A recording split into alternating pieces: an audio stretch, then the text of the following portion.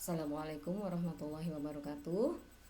Anak-anakku sekalian, selamat bertemu lagi dengan Ibu pada pelajaran IPA. Untuk kesempatan ini, Ibu masih melanjutkan materi yang minggu lalu mengenai klasifikasi makhluk hidup. Sebelum kita memulai pembelajaran, marilah kita membacakan basmalah bersama-sama. Bismillahirrahmanirrahim. Ya, seperti minggu lalu, kompetensi dasar yang akan kita pelajari minggu ini adalah mengklasifikasi makhluk hidup dan benda berdasarkan karakteristik yang diamati. Kemudian keterampilannya menyajikan hasil pengklasifikasian makhluk hidup dan benda di lingkungan sekitar berdasarkan karakteristik yang diamati. Cuma agak sedikit berbeda. Ketika minggu kemarin kalian mempelajari mengklasifikasikan benda-benda yang ada di sekitar kalian, kemudian kalian juga belajar tentang ciri-ciri makhluk hidup dan membandingkan mana benda hidup dan benda mati. Maka untuk minggu ini tujuan pembelajarannya adalah kalian dapat mengelompokkan makhluk hidup berdasarkan prinsip klasifikasi. Kemudian kalian juga dapat menyebutkan tingkatan takson pada makhluk hidup dengan benar. Kalian juga harus dapat menyebutkan sistem klasifikasi makhluk hidup yang dikenalkan oleh R.H. Whittaker.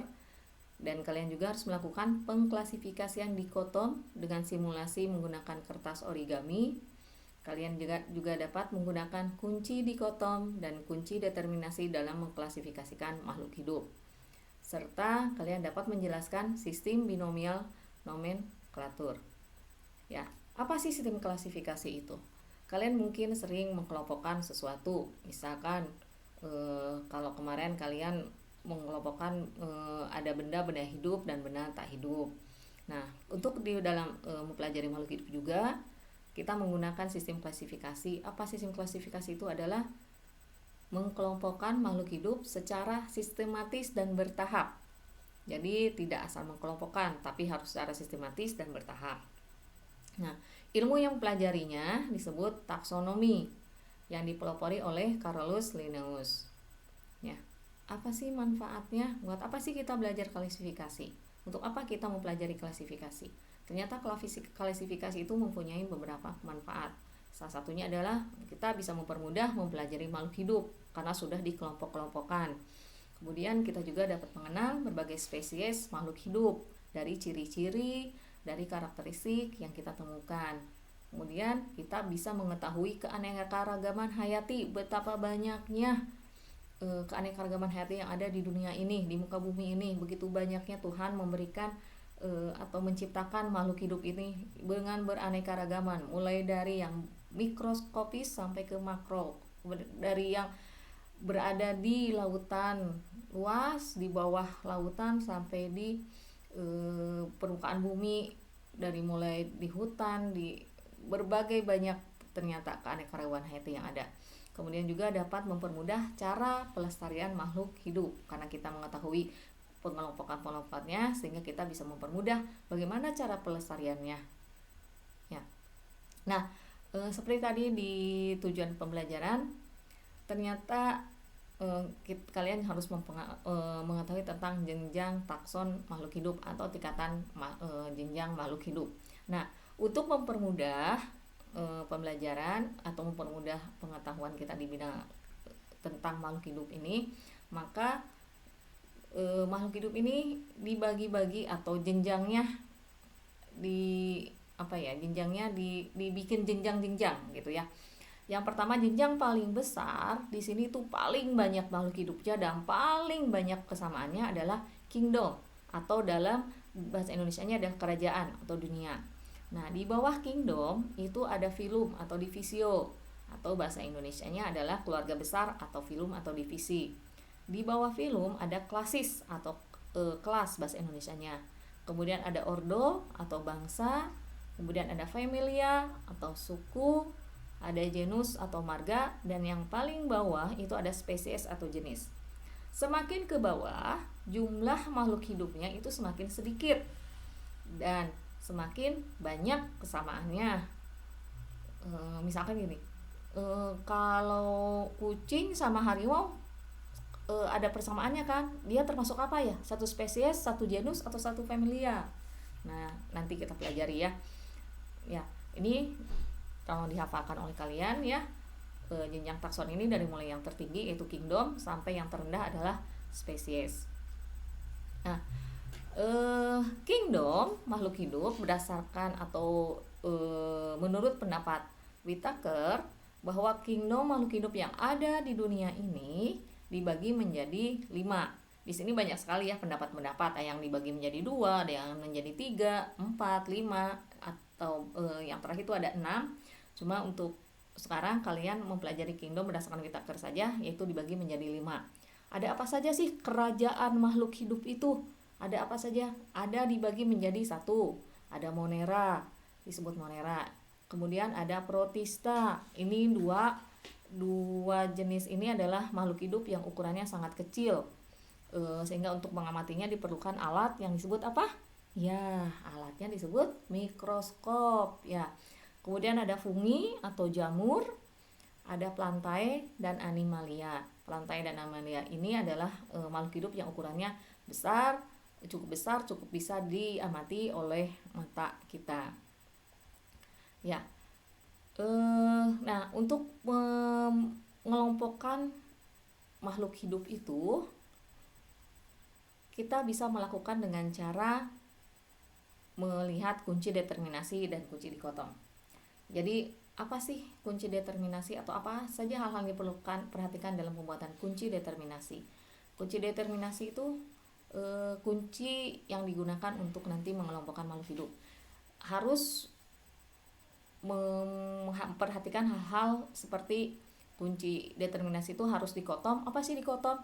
Dikotom itu adalah perbedaan yang sangat di itu 2, kotom itu berbeda ya. Jadi dua perbedaan.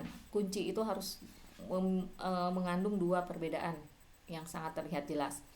Kemudian kata pertama dalam satu kuplet harus identik. Contoh kupletnya, kita membuat kunci dikotom. Misalkan yang satu tumbuhan berumah 1, yang B-nya tumbuhan berumah 2. Ini identik ya. Kemudian baru bagian dari kuplet harus kontradiktif. Dan yang paling penting adalah untuk yang bagi kalian ya, bagi kita-kita ini untuk membuat kunci determinasi harus menggunakan sifat-sifat yang bisa diamati, baik diamati oleh mata langsung ataupun di bawah mikroskop. Jadi sifat-sifatnya harus diamati, harus terlihat ya. Kemudian pernyataan dari 2 kuplet yang berurutan jangan dimulai dengan kata yang sama. Setiap kuplet harus diberi nomor. Dan yang paling penting adalah buat pernyataan yang pendek. Jadi pernyataannya tidak boleh panjang. Ya, pendek saja namun jelas. Oke. Untuk melihat bagaimana cara kita membuat determinasi itu, kita bisa menggunakan simulasi. Simulasinya itu menggunakan kertas origami. Nah, kertas origami itu dianggap sebagai makhluk hidup. Ya, kertas origami itu dianggap sebagai makhluk hidup. Untuk jelasnya silakan kalian siapkan dulu buku paketnya. Buku paket halaman 50 sampai 51. Nah, kemudian kalian siapkan kertas origami 2 warna. Ya, misalkan bolehlah warna merah dan warna biru ya. Kemudian masing-masing 2 helai ya, 2 helai kertas origami 2 warna. Jadi misalnya warna merah 2 helai, warna birunya 2 helai. Kemudian gunting kertas origami menjadi bangun datar berbentuk boleh apa saja. Berbentuk 2 bentuk, boleh segitiga segi 4, boleh lingkaran segitiga, segi 4 segitiga, lingkaran terserah. Ya, kalau Ibu di sini misalnya mencontohkannya adalah bentuknya segitiga dan segi 4. Nah, dari segitiga dan segi 4 itu bikin 2 warna tadi ya, misal merah segitiga dan segi 4, yang warna biru juga segitiga segi 4. Nah, bagaimana ukurannya? Dibikin lagi ukurannya yang 2 besar dan 2 kecil. Jadi kalian membuat dari warna merah itu bentuk segitiga dan segi 4 dengan ukuran segitiga 2 ukuran besar kecil, segi 4 juga 2 ukuran besar dan kecil. Begitu juga dengan yang warna birunya. Kemudian kalian kelompokkan menjadi 2 bagian. Kalian boleh bebas mengelompokkannya. Ya, boleh berdasarkan warna, boleh berdasarkan ukuran, atau boleh berdasarkan bentuk bangun datarnya. Nah, masukkan hasilnya ke dalam bagan yang telah disediakan. Jangan lupa tulis dasar pengelompokan pada garis yang telah disediakan. Ya, ini bisa kalian lihat ya di buku halaman 50 dan 51. Nah, Ini adalah contoh dari Ibu membuat hasil dari simulasi, contoh hasil simulasi. Ya, di sini seluruh bangun datar. Jadi semua yang kalian tadi bikin, yang kalian gunting-gunting, yang kalian buat dari kertas origami, Ibu namakan seluruh bangun datar. Itu bagaikan atau disimulasikan sebagai makhluk hidup yang ada. Nah, kalau di sini Ibu membagi dua. Dikotom itu harus dua ya, di itu dua. Yang satu Ibu golongkan yang warna merah, yang satunya lagi warna biru. Nah, untuk yang warna merah, Ibu kelompokkan kembali dari apanya? Dari bentuknya. Bentuknya tadi ada apa saja? Ya, ada segitiga dan segi empat. Ibu bagi dua lagi, segitiga dan segi empat. Yang warna biru juga sama, segitiga dan segi empat. Kembali lagi, ini harus dua. Ya, harus dua. Kemudian yang segitiga, Ibu bagi lagi dua. Baginya berdasarkan apa? Ukurannya. Yang satu ukuran kecil, yang satu ukuran besar. Yang segi empat warna merah juga sama, ukuran kecil dan ukuran besar. Yang segitiga warna biru juga sama, ukuran kecil dan besar, dan segi empatnya juga sama. Sehingga dari pengelompokan ini, Ibu bisa mengelompokkan ternyata bahwa pengelompokan satu adalah yang warnanya merah, bentuknya segitiga, ukurannya kecil. Yang kedua merah, segitiga besar, dan selanjutnya. Jadi seluruh bangun datar yang ada itu bisa dikelompokkan dan akhirnya menjadi bagian-bagian kecil. Itulah prinsip dari determinasi dengan menggunakan dikotom. Jadi intinya harus dua ya.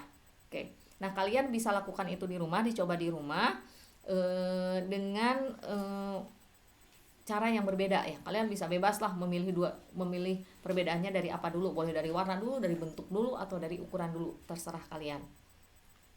Ya, semoga kalian bisa ya mencobanya di rumah. Kalau sudah dicoba di rumah, boleh nanti fotokan ke Ibu atau nanti dikumpulkan ke Ibu ya hasilnya.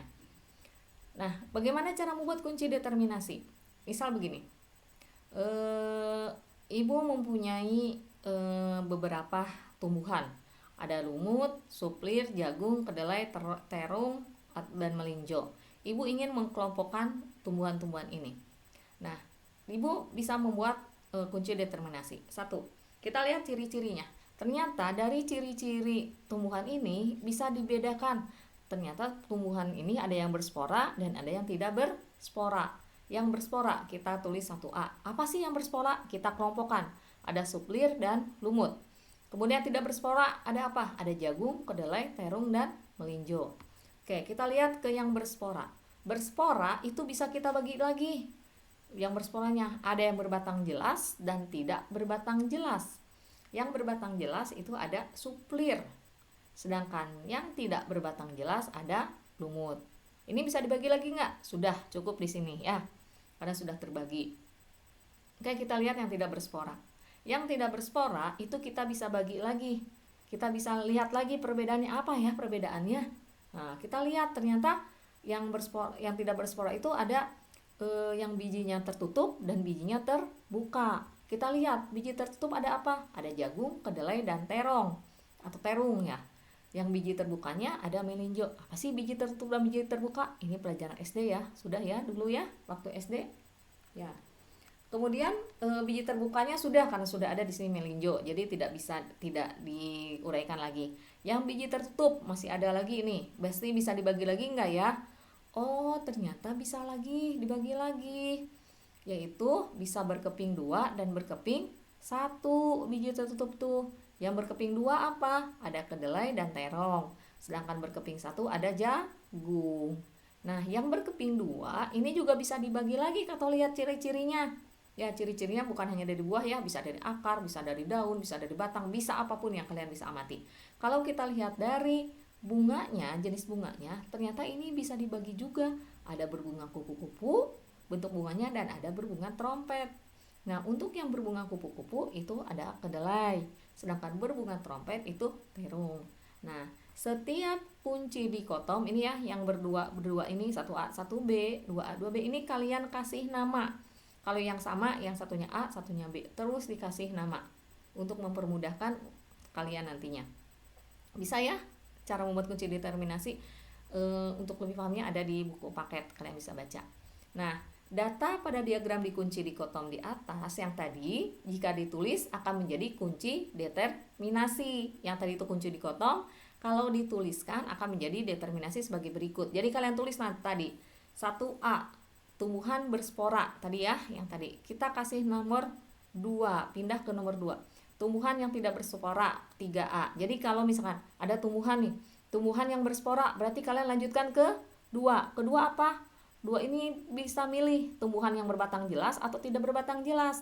Kalau berbatang jelas berarti termasuk suplir. Kalau tidak berbatang jelas, masuknya ke lumut.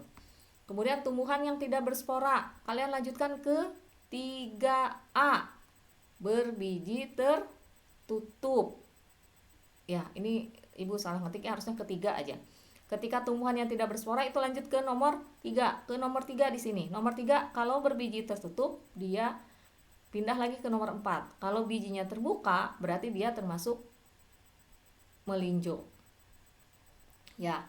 Nah, untuk yang berbiji tertutup, katanya disuruh ke nomor berapa? Ke nomor 4. Kita lanjut ke nomor 4. Biji berkeping 2 dan biji berkeping 1. Kalian amati, kalau bijinya berkeping 2 berarti harus lanjut ke nomor 5. Sedangkan kalau bijinya berkeping 1, sudah berarti bisa disimpulkan bahwa tumbuhan tersebut adalah jagung. Jika berkeping 2, maka lanjut ke nomor 5. Kita lihat di nomor 5. Di nomor 5 tuh ada 2 juga, berbunga kupu-kupu dan berbunga trompet. Kita amati, jika tumbuhan tersebut berbunga kupu-kupu, maka tumbuhan tersebut termasuk tumbuhan kedelai. Sedangkan jika bunganya trompet, termasuk terong. Nah, seperti itu ya. Jadi kunci determinasi dan kunci dikotom itu satu sama lain saling mengikat, saling berhubungan satu sama lain. Nah, kalau kalian sudah paham tentang kunci determinasi dan tadi kunci dikotom, kita lihat sekarang buat apa sih? Kita lihat sini. Nah, penulisan kunci determinasi untuk masing-masing tumbuhan, misal kedelai. Kalian tidak usah menuliskan lagi ciri-cirinya semuanya. Kita langsung aja tulis kedelai itu dari 1B ke 3A, ke 4A, ke 5A. Kemudian lumut, tadi ya, yang tadi ya. Lumut itu 1A, 2B. Jagung 1B, 3A, 4B. Tadi bisa dilihat dari yang tadi ya, yang ini ya. Kalian bisa lihat ini ya, belakang-belakang ini. Lumut tadi, lumut itu berarti apa? 1. Tumbuhannya berspora tidak? Tumbuhan lumut. Ya, tumbuhan lumut itu adalah berspora. Langsung ke sini. Berbatangnya tidak jelas kan? Berarti lumut itu punyai kunci determinasi 1A dan 2B dan selanjutnya ya. Oke. Nah, ternyata kalau di dalam ilmu pengetahuan taksonomi itu kita tidak boleh sembarang membuat nama dari makhluk hidup. Kalau kita misalkan padi, kalau di Indonesia ya ada padi, ada kalau di atau misalkan kita ada tumbuh-tumbuhan, ada yang namanya kentang, wortel dan sebagainya. Nah, itu kalau di dalam pembelajaran taksonomi tidak bisa menyebutkan seperti itu. Harus menggunakan sistem tata nama. Sistem tata namanya disebut sistem tata nama sistem binomial nomenklatur. Apa sih sistem binomial nomenklatur itu? Nah, ternyata setiap makhluk hidup, kalau menurut sistem tata nama makhluk hidup ini, namanya itu harus terdiri dari 2 kata. Ya, kata pertama merupakan atau menunjukkan genus. Tadi ya kita sudah belajar tentang tingkatan takson ya, dimulai dari kingdom ya. Nah, untuk yang binomial nomenklatur itu terdiri dari 2 kata. Yang pertamanya adalah menunjukkan genus ya, sedangkan kata yang kedua menunjukkan spesies. Kata pertama harus diawali huruf besar dan kata kedua dengan huruf kecil. Kemudian menggunakan bahasa Latin, dicetak miring atau digaris bawahi secara terpisah nama genus dan nama spesiesnya. Contoh nama ilmiahnya jagung. Jagung itu kalau bahasa Indonesianya jagung, bahasa Inggrisnya apa ya? Corn ya. Oke. Kalau bahasa untuk ilmiahnya, nama ilmiahnya itu Zea mais. Nah, Zea ini menunjukkan bahwa bergenus Zea. Sedangkan maisnya itu dia berspesiesnya namanya mais. Coba perhatikan penulisannya. harus ditulis miring. Huruf pertama di kata pertama hurufnya besar, kata selanjutnya hurufnya kecil. Nah, ya seperti itu. Nanti mungkin kalian bisa lihat kalau nama-nama ilmiah untuk makhluk hidup itu kadang-kadang ininya sama, genusnya sama. Berarti dia satu genus ya. Satu genus. Nanti kalian bisa searching di internet nama-nama ilmiah untuk tumbuh-tumbuhan yang ada di sekitar rumah kalian. Kalian lihat mana apakah ada yang satu genus atau tidak ya. Jadi untuk pertemuan ini kalian tadi mencoba membuat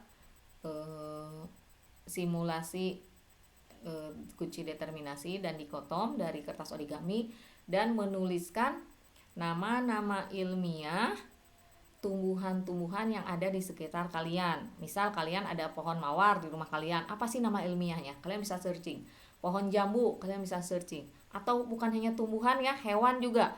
Ada kucing, ada bebek, ada apa lagi di sekitar kalian? Nyamuk, cicak, apapun. Coba kalian tuliskan nama-nama makhluk hidup tersebut dan kalian cari nama ilmiahnya. Ya, itu tugasnya jadi ada 2 ya. Mudah-mudahan kalian bisa mengerjakannya. Untuk pertemuan ini Ibu cukupkan sekian. Mudah-mudahan kalian bisa paham dan bisa memahami apa yang Ibu sampaikan. Jika tidak atau ada yang belum paham, kalian bisa menggunakan chatroom di Classroom untuk menanyakan hal-hal yang tidak bisa kalian pahami. Ya, Ibu cukupkan sekian. Assalamualaikum warahmatullahi wabarakatuh.